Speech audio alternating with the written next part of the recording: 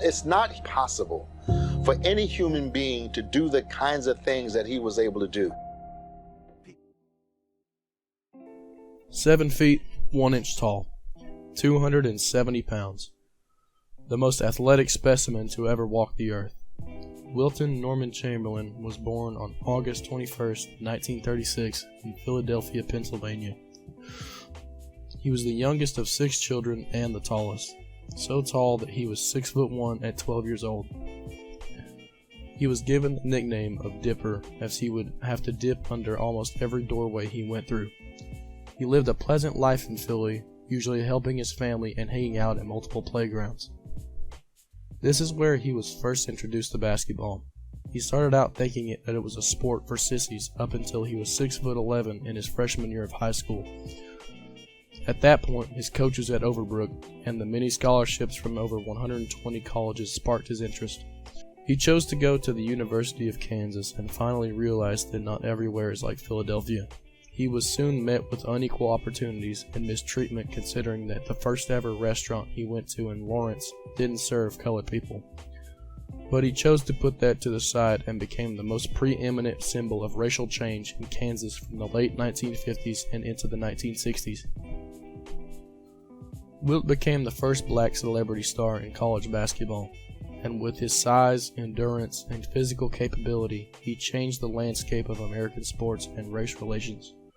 Wilt, being the only African American on a team and being the most dominant force on the court, shined light into the rising black sports community across the world.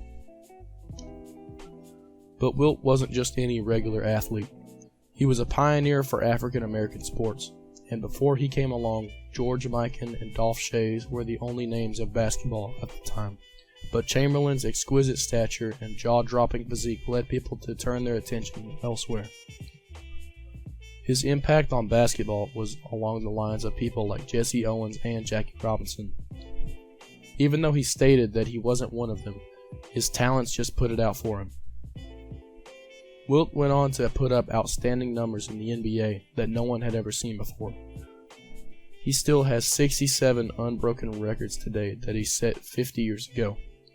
Everybody knows that he is the only person to drop 100 points in a game, but he also averaged 50 points for a season. He's the all-time leading rebounder.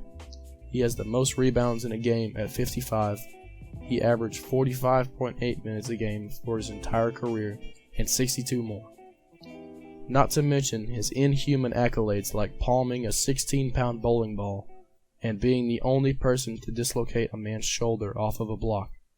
Wilt was a freak of nature that attracted the eyes of millions nationwide. Even after he was offered $100,000 contracts from 2 different NBA teams well into his 40s, Chamberlain decided to finally end his basketball career and became one of the very few to keep his image in the public eye. He decided to invest in the stock markets, racing horses, nightclubs, and real estate, not to mention his participation in mass charitable events, women's track runs, acting, endorsement advertising, international volleyball, and ABA player coaching for the San Diego Conquistadors. Wilt paved the way for American citizens who believed there was more to their life after retirement. For example, Shaquille O'Neal followed this formula, and with a $400 million net worth, he has nearly tripled his revenue from the NBA.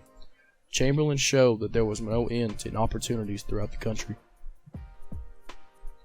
Wilt was the ultimate bachelor throughout his life, often taking very long car rides by himself and writing books about his accomplishments and opinions about topics in modern society.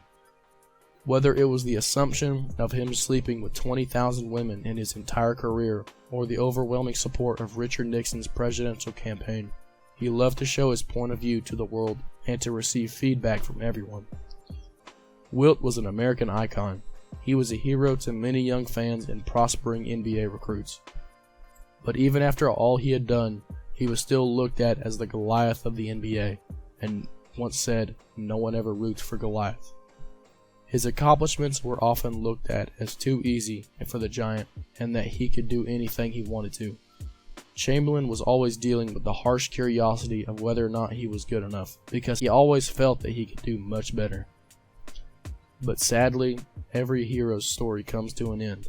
and the Big Dipper ended up succumbing to his heart problems on October 12, 1999, just 2 years after his jersey retirement ceremony at the University of Kansas. After 63 years of trailblazing the many different aspects of American culture, Wilton Norman Chamberlain's story came to an end. After his death, 90% of his estates had been given to charitable foundations like he had wanted, and an 18-foot statue sits outside of the Wells Fargo Center in Philadelphia. It calmly states, "The worth of a man is measured by the size of his heart." So the Lakers get it. They go to Wilt with it. He's going to the basket. And he did it with a right hand.